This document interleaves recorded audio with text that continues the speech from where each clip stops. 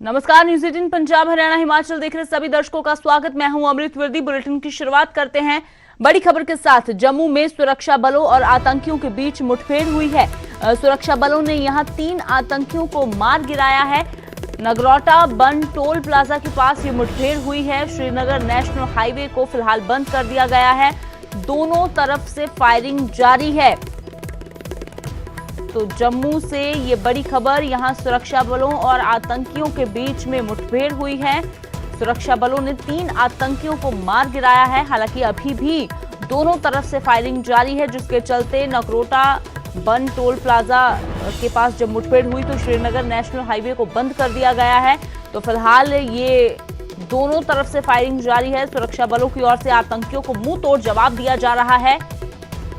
तो 3 आतंकियों को मार गिराया है सुरक्षा बलों में। जम्मू में ये मुठभेड़ हुई है नगरोटा बन टोल प्लाजा के पास।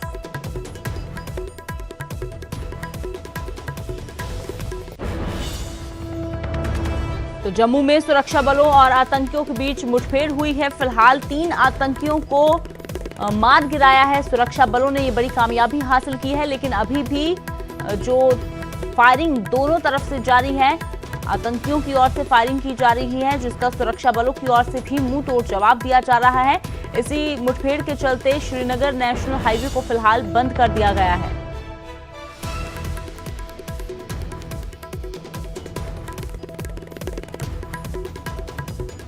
तो लगातार जो आतंकी अपनी नापाक हरकतों से बाज नहीं आ रहे, आए दिन कहीं ना कहीं फायरिंग उनकी ओर से की जा रही है।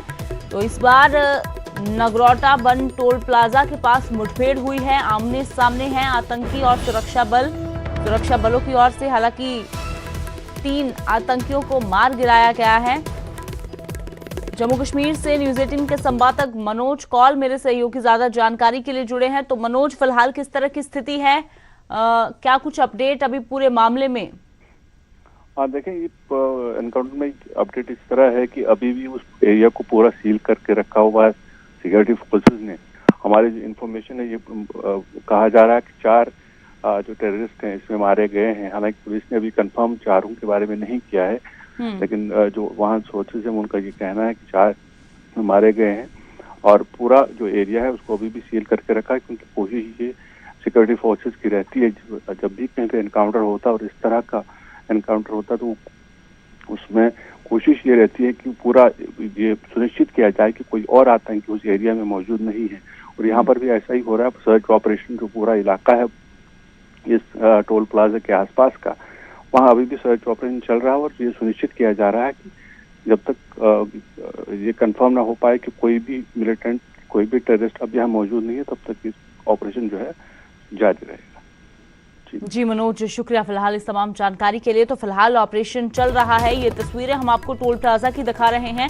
ये वही टोल प्लाजा है जहां पर मुठभेड़ हुई है आतंकियों और सुरक्षा बलों के बीच में, और सुरक्षा बलों ने मुंह तोड़ जवाब देते हुए 3 आतंकियों को मार गिराया है। हालांकि 4 के मारे जाने की खबर सामने आ रही है, लेकिन आधिकारिक तौर पर अभी पुष्टि नहीं की गई है। लेकिन फिलहाल अभी जो श्रीनगर नेशनल हाईवे को जाने वाला ये रास्ता था उसको बंद कर दिया गया है, क्योंकि दोनों तरफ से अभी भी फायरिंग जारी है। और ये रास्ता तब तक नहीं खोला जाएगा जब तक ये पूरी तरह से सुनिश्चित नहीं कर लिया जाता कि कोई भी आतंकी अब यहां पर नहीं बचा है।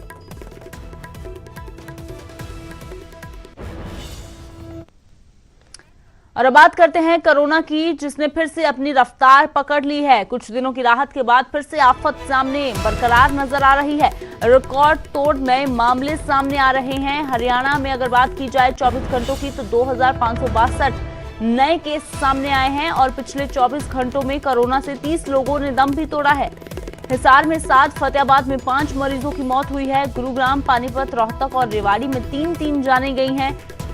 गुरुग्राम में 659, फरीदाबाद में 606 नए केस सामने आए हैं। तो दिल्ली से सटे ये दोनों शहर गुरुग्राम और फरीदाबाद, जिन्होंने फिर से एक बार हरियाणा की चिंता बढ़ा दी है, क्योंकि यही 2 शहर जहां सबसे ज्यादा मामले पहले भी सामने आए थे। ये बड़े हॉटस्पॉट थे हरियाणा के, और एक बार फिर से गुरुग्राम और फरीदाबाद में ज्यादा मामले सामने आने से हरियाणा सरकार की परेशानी बढ़ गई है।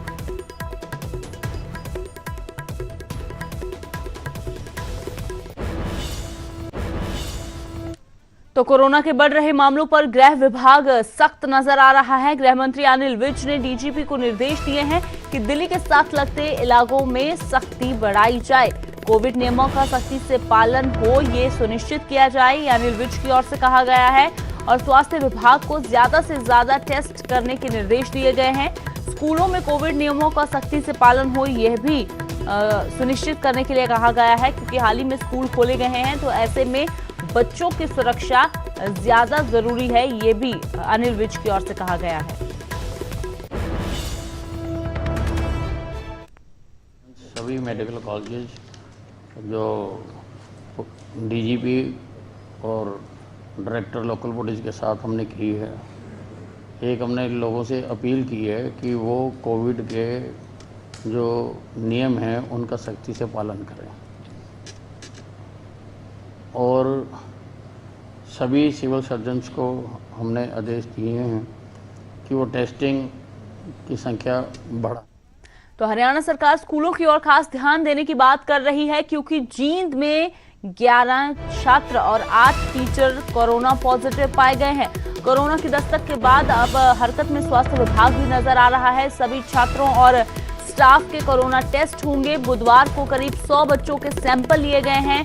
जींद के वरिष्ठ माध्यमिक स्कूल के छात्रों के टेस्ट किए गए हैं। इससे पहले आपको बता दें कि हरियाणा के और भी कई स्कूल हैं जहां पर बच्चे पॉजिटिव पाए गए हैं, तो इसलिए स्कूलों में अब कोरोना का कहर नजर आ रहा है। इसीलिए हरियाणा सरकार गृह मंत्री की ओर से भी कहा जा रहा है कि स्कूलों में भी खास ध्यान दिया जाए। जो जिला जींद का government senior secondary high school boys का है, उसमें हमारी मोबाइल टीम पहुंची है और यहाँ लगभग 250 के करीब टोटल बच्चे हैं। उनमें से कुछ एक का सैंपल आज किए जाएंगे, लगभग 80 से 100 बच्चे आज कवर किए जाएंगे, और जो बाकी के बच्चे हैं वो कल लगभग कम।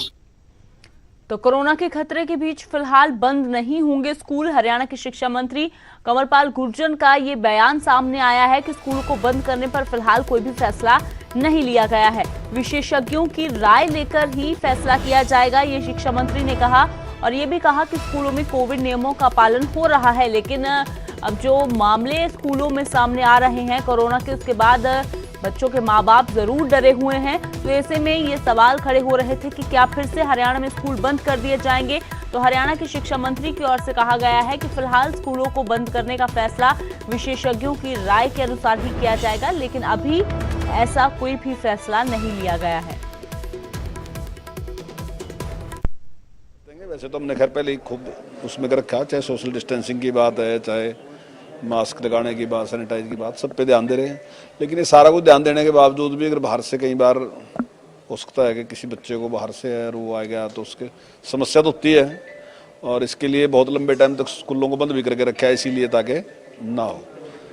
तो अभी तो ऐसा कोई निर्णय नहीं है कि कोई स्कूलों को बंद करने की बात हो, लेकिन अगर कभी इस प्रकार की मान लीजिए अगर बढ़ता है और इस प्रकार की जरूरत होती है, जो भी विशेषज्ञ राय देंगे उस। और बात करते हैं लुधियाना की, जहां रफ्तार का कहर देखने को मिला है। यहां तेज रफ्तार गाड़ी ने 3 लोगों को रौंद दिया, मौके पर ही तीनों की मौत हो गई। ये हादसा इतना भयानक था कि किसी को कुछ समझने का मौका नहीं मिला। पुलिस ने फिलहाल गाड़ी को कब्जे में ले लिया है, लेकिन गाड़ी का ड्राइवर मौके से फरार हो गया है।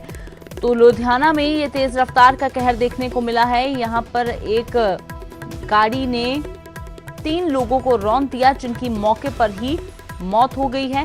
फिलहाल पुलिस ने शवों को कब्जे में लेकर पोस्टमार्टम के लिए सिविल अस्पताल भेज दिया है और आरोपी गाड़ी चालक की तलाश शुरू कर दी है।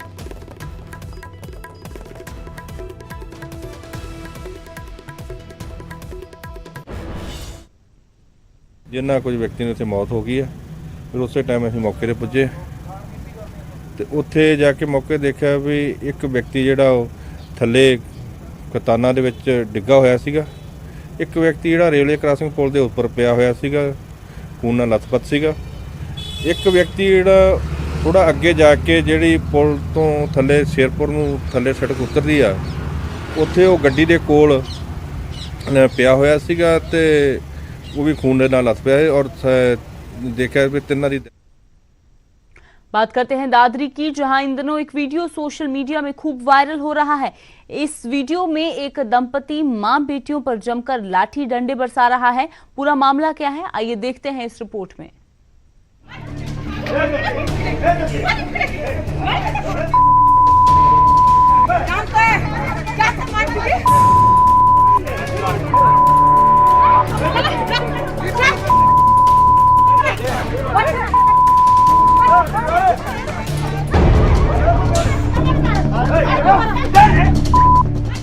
लड़ाई झगड़ा हो, हंगामा, एक के बाद एक डंडे की मार। ये तस्वीरें दादरी के चिड़िया गांव की है, जहां बच्चों के बीच हुई कहासुनी को लेकर गांव चिड़िया में पति पत्नी ने मिलकर 2 युवतियों समेत एक महिला पर लाठी डंडों से ताबड़तोड़ हमला कर घायल कर दिया। दलित महिला अपनी बच्चियों समेत हाथ जोड़ती रही।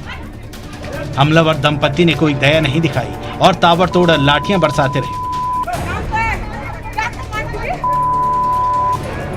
हमले का पूरा वीडियो सोशल मीडिया पर वायरल हो गया।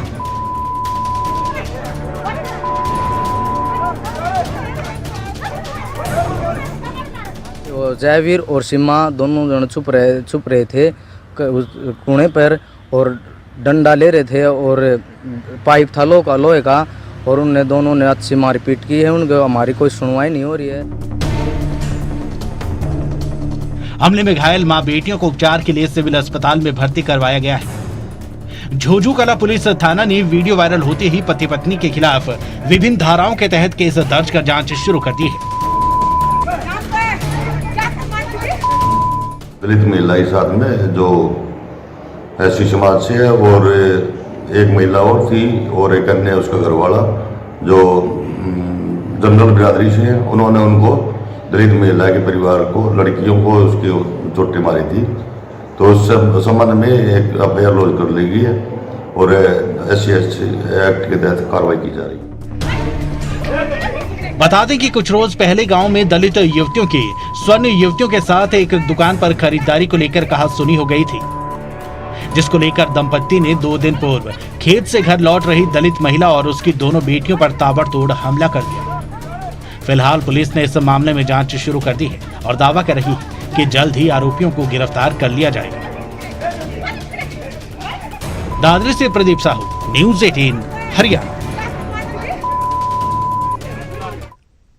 बात करते हैं लव के जहादियों की, जिनकी सोच का अब इलाज होने वाला है।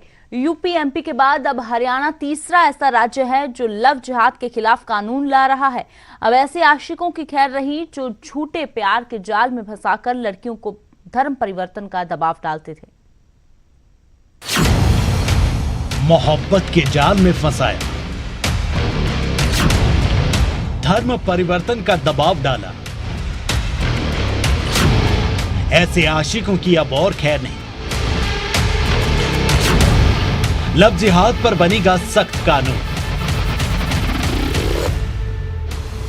बल्लभगढ़ की बेटी निकिता को अपनी जान की कीमत बस इसलिए चुकानी पड़ी क्योंकि उसने शादी से इनकार कर दिया था और धर्म परिवर्तन करना उसे कबूल नहीं था।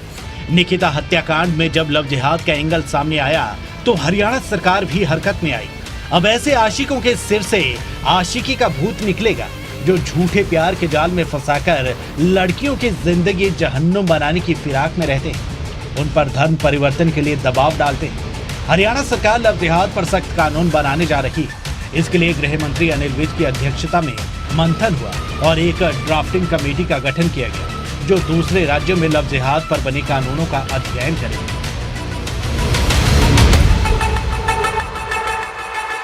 लव जिहाद पर एक सख्त कानून, ताकि कोई भी दबाव में, प्रलोभन में, षड्यंत्र से, प्यार के जाल में फंसाकर किसी का धर्म परिवर्तन ना कर सके।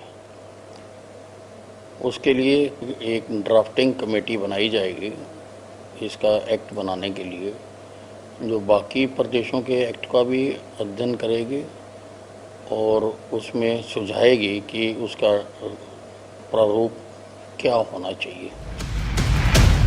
उधर विपक्ष ने लव जिहाद के बहाने सरकार को निशाने पर लिया। इनेलो नेता अभय चौटाला ने तंज कसते हुए कहा कि जो लव जिहाद का कानून ला रहे हैं उन्होंने कभी किसी से प्यार नहीं किया होगा, अगर किया होता तो उनके घर बसे होते।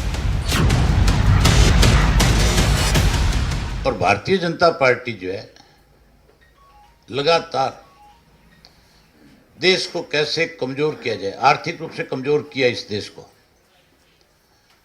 अब इसको सामाजिक रूप से भी तोड़ना चाहती है, कमजोर करना चाहती है। इसके लिए इस तरह के कानून बनाने की बात कह करके लोगों में एक भय का माहौल पैदा करना चाहते हैं, लोगों का आपस में लड़ाना चाहते हैं। जो लव जिहाद के लिए कानून लेकर के आ रहे हैं, उन्होंने तो कभी जिंदगी में किसी से प्यार किया नहीं होगा, किया होता तो घर बसे होते उनके। ये केवल लोगों का ध्यान बांटना है। अभय चौटाला का इशारा सीधे तौर पर सीएम मनोहर लाल और गृह मंत्री अनिल विज पर था। वैसे बीजेपी शासित राज्य उत्तर प्रदेश, मध्य प्रदेश के बाद हरियाणा तीसरा ऐसा राज्य होगा जो लव जिहाद पर कानून लाने जा रहा है। मकसद सिर्फ इतना है कि लव के जिहाद सोच का इलाज किया जा सके और फिर किसी निकिता को अपनी जान ना गंवानी पड़े। अंकित दुदानी, न्यूज़ 18, चंडीगढ़। बात करते हैं हिमाचल की, जहां एक बार फिर से सेंट्रल यूनिवर्सिटी का जिन बाहर आ गया है। केंद्रीय वित्त राज्य मंत्री अनुराग ठाकुर ने अफसरशाही के कंधे पर बंदूक रखकर अपनी ही सरकार को निशाने पर लिया, तो वहीं सीएम जयराम ठाकुर ने भी अनुराग ठाकुर को नसीहत दे डाली।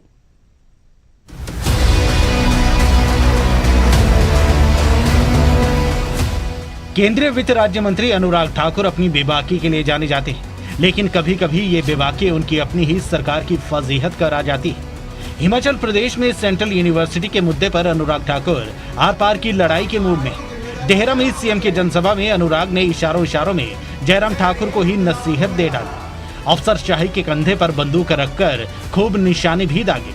भरी जनसभा में सीएम के सामने मंच पर अनुराग ठाकुर ने यहाँ तक कह दिया कि मैं रोटी को चोची नहीं बोलता।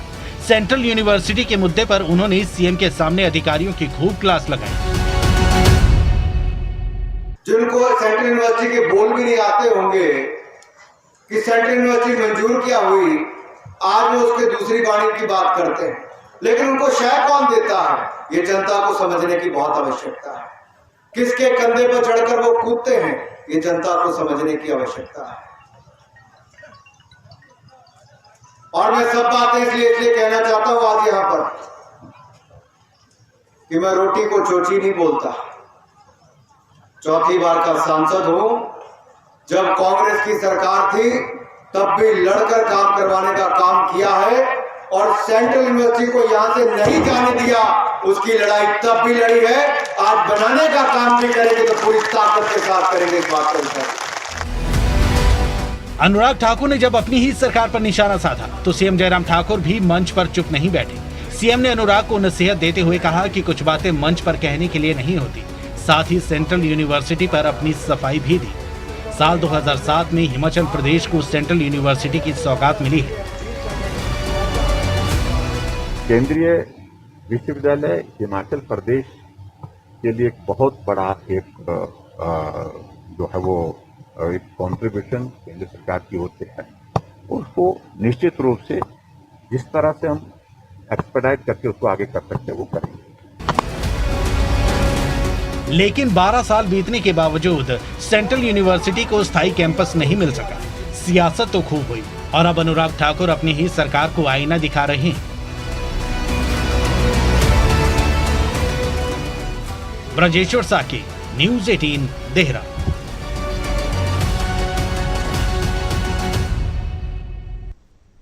तो वहीं जयराम ठाकुर और अनुराग ठाकुर की तकरार पर सुजानपुर से कांग्रेस के विधायक राजेंद्र राणा ने कहा कि हिमाचल में बीजेपी कई धड़ों में बढ़ चुकी है और आपसी कलह खुलकर सामने आने लगी है। सभा में मुख्यमंत्री के समक्ष जो है यहाँ के जो लोकल सांसद हैं उन्होंने अपनी भड़ास निकाली है और मुख्यमंत्री और सरकार को जो है काम ना करने की उन्होंने बात कही है कि सरकार इसमें कोऑपरेट नहीं कर रही है, सरकार ज़मीन को जो है स्थानांतरण नहीं कर रही है। इस तरह तरीके से मुख्यमंत्री और सांसद जो राज्य मंत्री भी हैं केंद्र में, उनमें जो नोक झोंक हुई है, इससे लगता है कि ये लोग जो हैं, ये सरकार जो है आपसी लड़ाई में उलझी है और प्रदेश का विकास पूरी तरह जो है थम गया है। फिलहाल एक छोटे से ब्रेक के लिए रुकते हैं।